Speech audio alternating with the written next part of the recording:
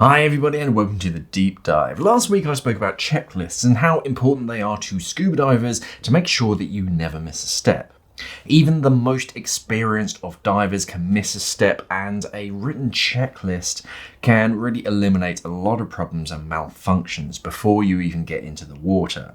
I mean, I've even known instructors dive with their valve barely open, others who have made a negative entry off the back of a rib with their tank valve closed. Personally, I've forgotten to put them on my weight belt before. It happens, but whilst going through my pre-dive checklist, I picked up on it before jumping into the water and making a fool of myself.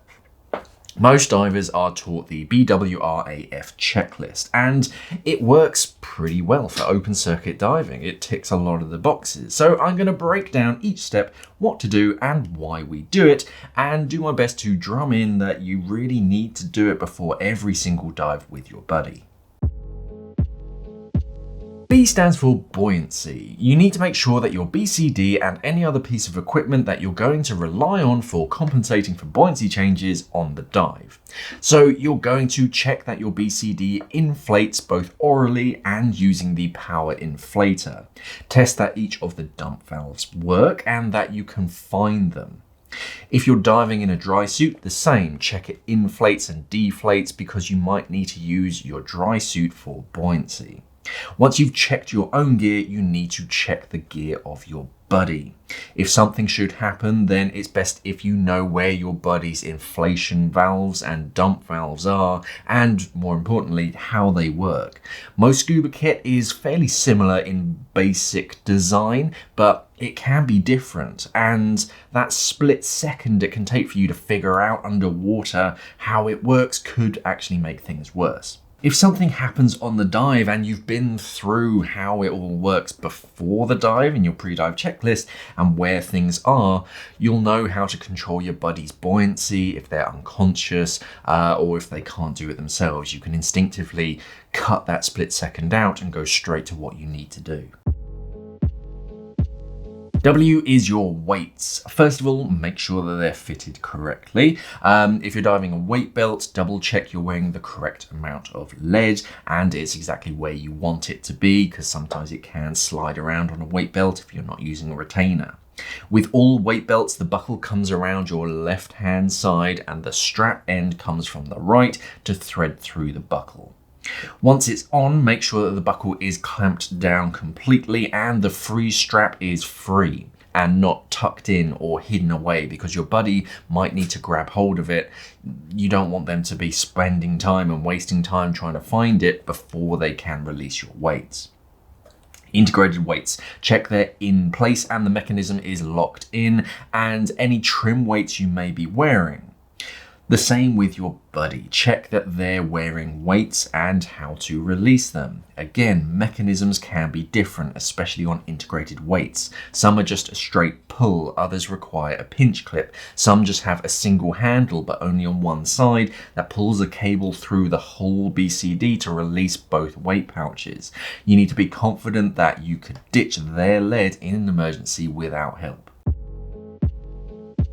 Releases. You need to look over all of the straps and the buckles of your gear. Look over every strap, check for wear and tear, make sure that the strap isn't twisted anywhere or it's trapping anything underneath. Check out each buckle, and again looking for wear or damage, and of course how they work and how they release. And then you need to just sort of consider that things do seize up from time to time. Plastic splits, so it's very important to properly look over it from time to time to make sure that that little crack that's forming in one side won't aggressively split during the dive, or if a strap is holding down a hose to the octo that you can't free and then use it.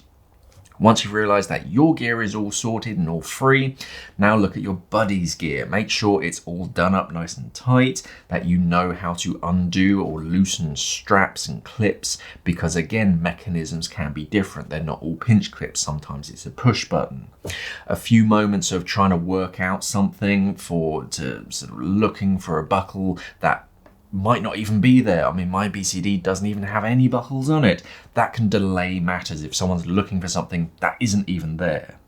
Head to toe, look at mast straps and buckles, dive computer straps, cam bands on your tank. All of those straps, make sure they're in good condition and they're done up properly.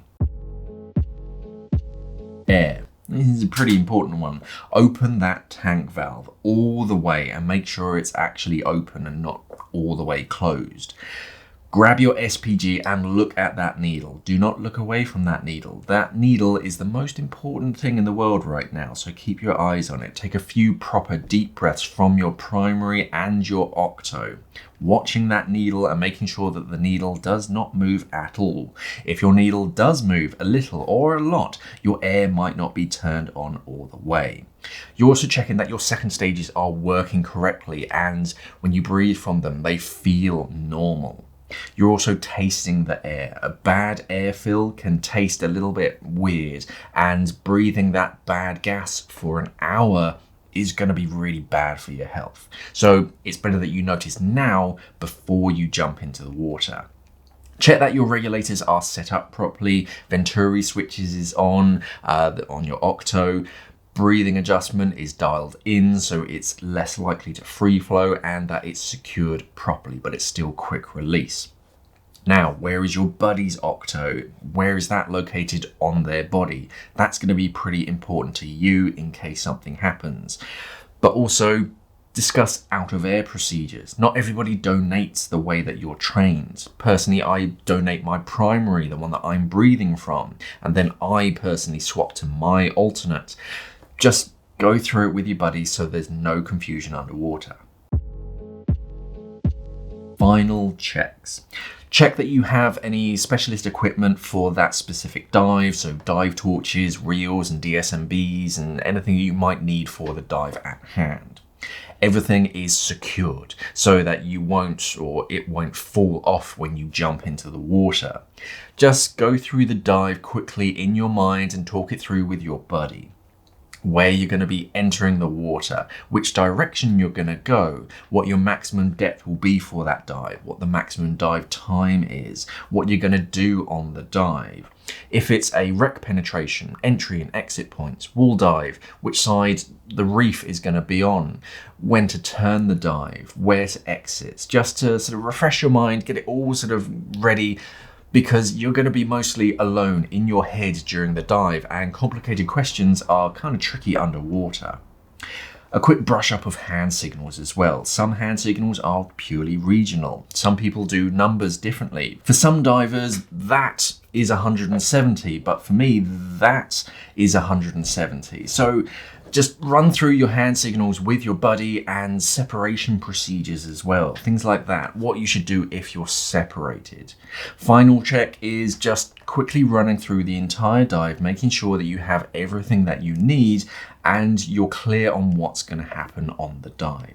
So it's best that you run through all of those before every single dive. I like to think kind of top to toe and kind of check that I have everything that I need and that it's in the right place before I then turn to my buddy and then go through that pre-dive checklist again. Ideally, your buddy will be wearing exactly the same equipment, but that rarely ever happens in the wild. So do your best to understand how your buddy's gear is working and how things work on their gear. So how do you remember BWRAF? Is it begin with review and friends, or burger with relish and fries? Blonde women really are fun. Bruce Willis ruins all films. I hear that his latest wasn't particularly good, but let me know down in the comments below. Don't forget to check out our partner charity, 2 Minute Beach Clean. Head over to 2minute.org to see how you can help out. Thank you for watching, everybody, and of course, safe diving.